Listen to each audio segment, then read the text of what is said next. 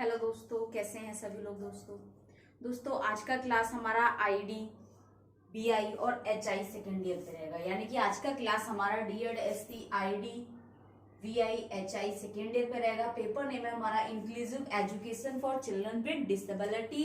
Paper number की अगर बात करें तो आईडी में पेपर 11 है, बीआई में पेपर 11 है और एचआई में पेपर 4 है, जो कि सेकेंड ईयर का है ये पेपर। और सेकेंड ईयर में पेपर का जो नेम है inclusive education for children with disability. ठीक है, तो इसमें हमारा यूनिट है आज का 1.5, यानी कि आज का यूनिट हम करेंगे 1.5 पर बात करने वाले हैं। टॉपिक है हमारा barriers to inclusion in inclusive education. अगर पूरी टॉपिक की हम बात करें, बैरियर टू इंक्लूजन यानी कि शामिल करने में बाधाएं, किसमें शामिल करने में बाधाएं। तो दोस्तों आपका जो परीक्षा से संबंधित आपको प्रश्न जो आएगा परीक्षा में आपको, वो आएगा समावेशी शिक्षा में शामिल करने में बाधाएं। कौन कौन सी बाधाएं हैं, जिसमें उन्होंने बताया है सिस्टेमिक बैरियर्स, सोशल बैरियर्स और पेडागॉजिकल। ठीक है, तो दोस्तों समावेशी शिक्षा में शामिल करने में बाधाएं कौन कौन सी बाधाएं आती हैं, यानी कि barriers to inclusion in inclusive education. ठीक है, जब हम समावेशी शिक्षा में छात्रों को शामिल करते हैं, ठीक है, तो हमारे साथ कौन कौन सी हमें दिक्कतें आएंगी। यानी कि किसी एक सामान्य विद्यालय को या विशेष विद्यालय को हम कह सकते हैं, अगर उसे हम समावेशी विद्यालय बना रहे हैं तो हमें किन किन बाधाओं का सामना करना पड़ेगा या कौन कौन सी बाधाएं हमारे सामने आती हैं। ठीक है, और उन कठिनाइयों का सामना करना पड़ता है। तो दोस्तों समावेशी शिक्षा के अंतर्गत जो बाधाएं आएंगी वे निम्नलिखित हैं। सिस्टमिक यानी कि प्रणालीगत बाधाएं, दूसरा है सोशल बैरियर्स यानी कि सामाजिक बाधाएं, तीसरा है पेडागॉजिकल बैरियर्स यानी कि शैक्षणिक बाधाएं। तो ये तीन प्रकार से हमें कुछ क्षेत्रों में हमें बाधाएं देखने को मिलती हैं। देखिए दोस्तों, सभी जानते हैं समावेशी शिक्षा एक ऐसी शिक्षा प्रणाली है जिसके अंतर्गत सामान्य बच्चों के साथ साथ विशेष आवश्यकता वाले सभी बच्चों को शामिल किया जाता है। ठीक है, और क्या है, उनको क्या है, समान पाठ्यक्रम से सामान्य शिक्षा के अंतर्गत सामान्य शिक्षक और विशेष शिक्षक सामान्य पाठ्यक्रम से उनको सामान्य शिक्षा प्रदान करते हैं। ठीक है, और सामान्य वातावरण में रहकर। ठीक है, तो दोस्तों देखिए सिस्टेमिक जो बैरियर्स हैं यानी कि प्रणालीगत बाधाएं कौन कौन सी होंगी। प्रणालीगत बाधाएं निम्नलिखित हैं। जैसे सबसे पहला कह रही है असुविधाजनक समय निर्धारण, यानी कि समावेशी विद्यालय के अंतर्गत जब हम विशेष आवश्यकता वाले बच्चों को रखेंगे सामान्य बच्चों के साथ, उनका एक टाइम पीरियड होता है कि हमने 45 मिनट्स का एक सेशन लेना है। ठीक है, जैसे कि अगर हम नॉर्मल क्लासेस की बात करें तो 45 मिनट्स का रहता है हमारे विद्यालय में। सामान्य विद्यालय में जो एक टाइम पीरियड रहता है या 45 मिनट्स का या 35 मिनट का। 35 का तो बहुत कम रखते हैं, लेकिन बेसिकली अगर हम देखें तो 45 मिनट्स का रहता है। ठीक है, यानी कि कोई एक सब्जेक्ट का जो पीरियड होता है 45 मिनट का रहता है सामान्य विद्यालय में। ठीक है, अगर हम इंक्लूसिव एजुकेशन बना रहे हैं यहाँ पर और नॉर्मल बच्चों और स्पेशल चिल्ड्रंस की बात करें यानी कि स्पेशल स्कूल की बात करें तो 30 मिनट्स की टीचिंग एक्टिविटी रहती है हमारी एक क्लास में। ठीक है, अब यहाँ पर 15 मिनट का जो गैप आ रहा है तो वह गैप हमारा क्या आ रहा है, असुविधाजनक समय निर्धारण। यानी कि कहीं ना कहीं 45 मिनट्स तक हमारे विशेष आवश्यकता वाले बच्चे जो हैं वो हो सकता है शारीरिक क्षमता की वजह से, शारीरिक अक्षमता की वजह से मैनेज ना हो पाए, व्यवस्थित ना हो पाए। ठीक है, उनके अंदर व्यवहार समस्याएं हैं। ठीक है, उन समस्याओं के कारण हम उनको मैनेज ना कर पाए, तो कहीं ना कहीं असुविधाजनक समय निर्धारण जो होगा, अगर 30 मिनट का रहेगा तो सामान्य बच्चों के लिए सही नहीं है। ठीक है, बहुत कम रहेगा। अगर 45 मिनट का होगा तो विशेष आवश्यकता वाले बच्चों के लिए बहुत ज्यादा हो जाएगा। तो कहीं ना कहीं देखें तो जो उसका जो टाइम टेबल रहेगा, ठीक है, किसी एक्टिविटी का या किसी पीरियड का, तो कहीं ना कहीं वो असुविधाजनक रहेगा दोनों बच्चों के प्रति, सामान्य बच्चों के प्रति भी और विशेष आवश्यकता वाले बच्चों के प्रति। ठीक है, दूसरा कह रही है सुलभ उपकरणों की कमी, यानी कि छात्रों के अनुसार समावेशी विद्यालय में सुलभ उपकरण जो उनको चाहिए टीचिंग के साथ साथ उनके जो करिकुलम के अकॉर्डिंग, अगर उनको टीचिंग मटेरियल के साथ साथ कुछ उनको इक्विपमेंट चाहिए, कुछ उपकरण चाहिए, यहाँ पर टूल्स भी आ सकते हैं, तो उन उपकरणों की कमी आ सकती है। सामान्य बच्चों के साथ हमें इतनी चीजों की जरूरत नहीं पड़ती है, इतनी सामग्री की जरूरत नहीं पड़ती है, विभिन्न स्रोतों शर्तों की आवश्यकता नहीं होती है, लेकिन विशेष आवश्यकता वाले बच्चों की क्षमता और आवश्यकता को ध्यान में रखकर उपकरणों की कमी में बाधा आना। प्रदाता का दृष्टिकोण, देखिए दोस्तों, प्रदाता का दृष्टिकोण यानी कि प्रणालीगत बाधाएं में जैसे कि एक एडमिनिस्ट्रेशन है और वह सामान्य बच्चों के साथ साथ विशेष आवश्यकता वाले बच्चों के लिए उस प्रकार से सुविधा प्रदान नहीं कर पा रहा है, क्योंकि उसका जो दृष्टिकोण है उन बच्चों के लिए हीन भावना का हो सकता है, ठीक है, असुविधाजनक हो सकता है, ठीक है, जिसको पूर्ण रूप से सुविधा प्राप्त नहीं हो रही है, तो उसका दृष्टिकोण जो है विशेष आवश्यकता के प्रति, विशेष आवश्यकता वाले जो बच्चे हैं उनके प्रति सही नहीं हो, ठीक है। अपर्याप्त प्रक्रियाएं यानी कि हम कह सकते हैं अपर्याप्त प्रक्रियाएं, जिन प्रक्रियाओं की आवश्यकता होती है विशेष आवश्यकता वाले बच्चों के साथ साथ, हो सकता है वे एक्टिविटी या वे प्रक्रियाएं ना हो पाए, समय का कारण हो सकता है, धन का कारण हो सकता है, उपकरण की कमी हो सकती है, संसाधन की कमी हो सकती है, विशेष शिक्षक की कमी हो सकती है, सहायक शिक्षक की कमी हो सकती है, जिसके कारण अपर्याप्त प्रक्रियाएं, ठीक है, ये भी एक प्रणालीगत बाधा है। नेक्स्ट कह रहे हैं सीमित कार्यक्रम, यानी कि समय का अगर हम देखें, समय निर्धारण को ध्यान में रखकर देखें तो कहीं ना कहीं एक्टिविटी क्या होगी, अगर मान लीजिए कोई भी छात्र जो है अगर 5 घंटे विशेष एक नॉर्मल स्कूल में अगर बच्चे रहते हैं, छात्र रहते हैं, उसमें क्या करना है उन्होंने, अगर एक क्लास का कम से कम 45 बच्चों का रेशियो है, ठीक है ना, तो वहां पर क्या है उन सभी बच्चों में कम से कम 15 बच्चे, अगर हम बात करें वहां पर 15 स्टूडेंट जो है हमारे स्पेशल नीड चिल्ड्रंस है, तो उन सभी को जो जिन एक्टिविटीज की जरूरत है, जिन स्किल्स की जरूरत है, जो उनके अंदर हमें स्किल डेवलप कराने हैं, तो हो सकता है ना कहीं समय के कारण क्या हो, सीमित कार्यक्रम, यानी कि कार्यक्रम में सीमितता आ जाए, ठीक है।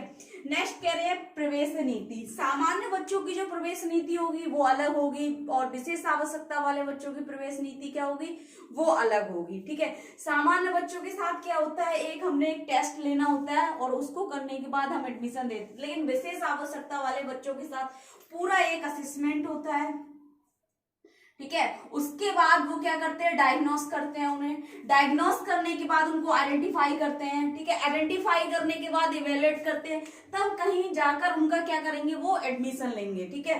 तो प्रवेश नीति में भी बाधाएं आती हैं सामान्य बच्चों के अनुरूप देखें तो विशेष आवश्यकता वाले बच्चों के साथ। नेक्स्ट कह रहे हैं बाधा रहित वातावरण की कमी, यानी कि छात्रों की शारीरिक अक्षमता, मानसिक अक्षमता, ठीक है ना, दृष्टि अक्षमता और श्रवण अक्षमता को ध्यान में रख के देखें तो बाधा रहित वातावरण की कमी, यानी कि बैरियर एनवायरनमेंट बच्चों को एक नॉर्मल स्कूल में नहीं मिल पाता। तो इंक्लूसिव स्कूल में क्या होगा, अगर बच्चों के जैसे कि अगर सीढ़ियां हैं विद्यालय में, ठीक है, अब जो बच्चा फिजिकल डिसेबल्ड है अगर अपनी व्हीलचेयर ले जाएगा तो सीढ़ियों पे तो लेके नहीं जा सकता, अगर उसके लिए रैंप नहीं है तो उसके वातावरण में कमी है, यानी कि बाधा रहित वातावरण नहीं है, वो बाधा सहित वातावरण है, ठीक है ना।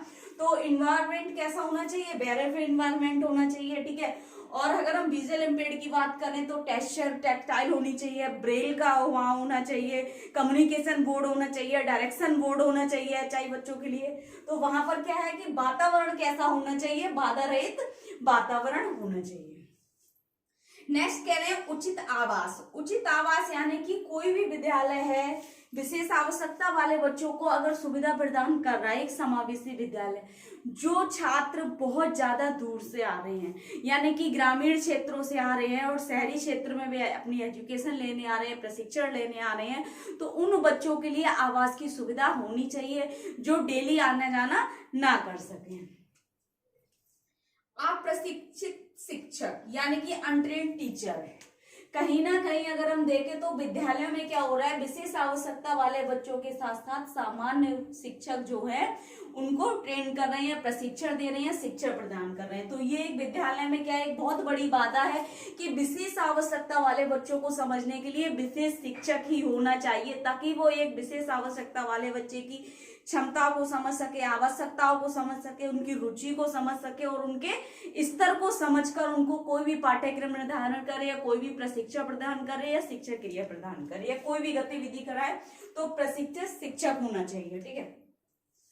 संसाधनों की कमी, अब संसाधनों की कमी, यहाँ पर टूल भी आ जाएंगे, हमारे असेसमेंट टूल आ गए, बुक्स भी आ गई, ठीक है, लाइब्रेरी भी आ गई यहाँ पर, और अगर हम उपकरणों की बात करें, अडेप्टिव डिवाइस, असिस्टिव डिवाइस भी आ गए यहाँ पर, ठीक है, टीएलएम भी आ गया। तो इन सबकी कमी भी क्या है, संसाधनों की कमी। तो ये प्रणालीगत निम्नलिखित बाधाएं हैं, ठीक है। सामाजिक बाधाएं कौन कौन सी आती है समावेशी विद्यालय में? देखिए, सबसे पहले कह रहे हैं नकारात्मक दृष्टिकोण, यानी कि सामान्य छात्रों का विशेष आवश्यकता वाले बच्चों के प्रति नकारात्मक दृष्टिकोण। उन बच्चों को एक विकलांग व्यक्ति के रूप में देखना, ठीक है। असक्षम कहते हैं कि यह मैं जिस काम करने में सक्षम हूं लेकिन विकलांग व्यक्ति ये काम नहीं कर सकते, उनको अलग गलत बातों से नकारना, ठीक है, गलत धारणाएं लाना, ठीक है। और कह सकते हैं कि यहाँ पर जो कार्य करता है विद्यालय में, उनका दृष्टिकोण क्या हो, विशेष आवश्यकता वाले बच्चों के प्रति नकारात्मक दृष्टिकोण रखे। शिक्षक के प्रति रख सकता है, एक सामान्य शिक्षक विशेष शिक्षक के प्रति,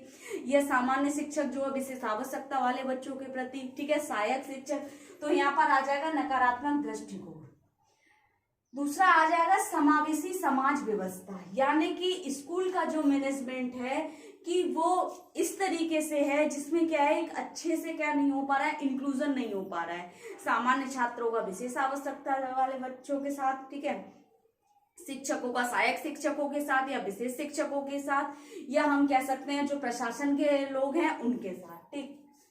सहानुभूति, यानी कि क्या होता है कि सामान्य छात्र जो है या सामान्य शिक्षक जो है विशेष आवश्यकता वाले बच्चों को देखकर बहुत ज्यादा अत्यधिक सहानुभूति दिखाते हैं या बिल्कुल नहीं दिखाते। तो उनके स्तर और क्षमता और आवश्यकता को देखकर सहानुभूति जैसी समस्याएं देखने को मिलती हैं। हीन भावना, यानी कि विशेष आवश्यकता वाले बच्चों के प्रति हीन भावना रखना, ठीक है, उनकी विकलांगता को देखते हुए।